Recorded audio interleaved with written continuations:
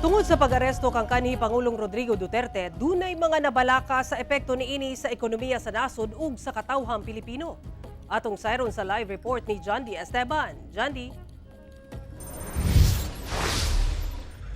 Sara, sumala sa usa ka political analyst nga posibleng moresulta sa political instability ang pag-aresto kang former President Rodrigo Duterte nga makaapekto sa ekonomiya ug katawhang Pilipino. Ang Integrated Bar of the Philippines Davao City Chapter duna sa pahayag kalabot niini. Atong sayron. Sumala sa usa ka political analyst, dako matud pa ang negatibong epekto sa nasod nunot sa pag-aresto kang former President Rodrigo Duterte.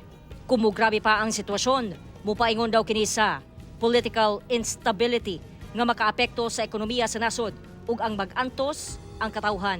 Meron tayong nakikitang political instability. Ang sunod dyan, of course, automatic would be economic instability. Naririnig na tayo, no, na since very anxious na itong mga foreign investors, no, very jittery, no, kasi nga medyo hindi na sila sure, no, how this administration will perform, no, given itong mga challenges that we're facing right now. No, pag lumalabas yung mga foreign investors na yan, mga foreign companies na yan, yung result niyan would be on mawawala ng mga trabaho, 'di ba? Tataas pa yung ating inflation.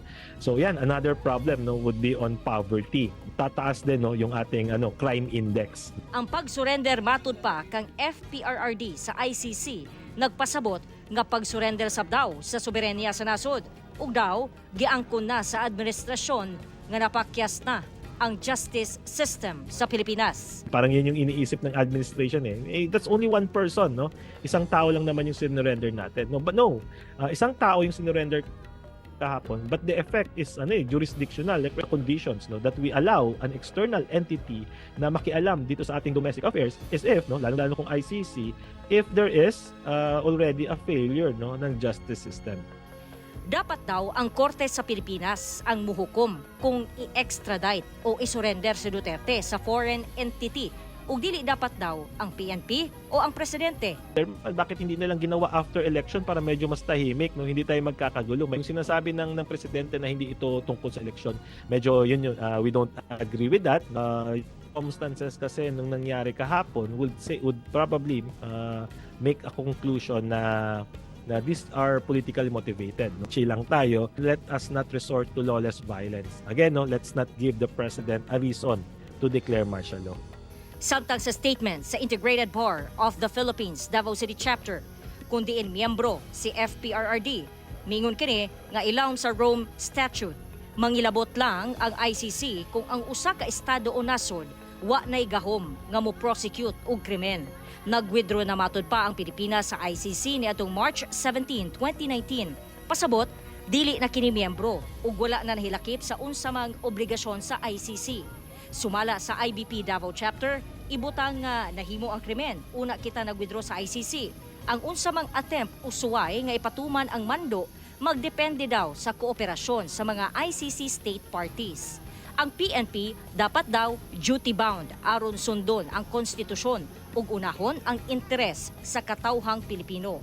Ang unsa mang lakang sa ICC issued warrant dapat istriktong mutuman sa mga balaod sa Pilipinas aron masiguro ang soberenya ug mapanalipdan ang katungod sa katawhan. Ilaha matud pang girespeto ang international legal mechanism apan ilang gibarugan nga ang ICC dili makapatuman sa hingpit sa obligasyon niini sa non-member state ug dili dapat gamiton aron baliwalaon ang Philippine legal system.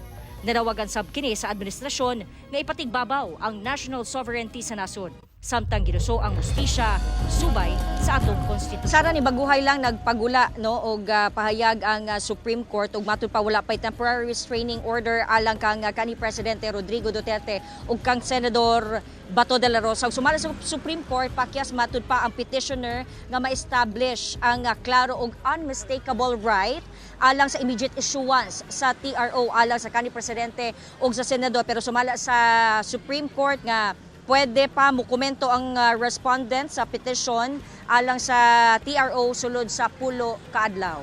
Sara. Kay daghang salamat, John D. Esteban.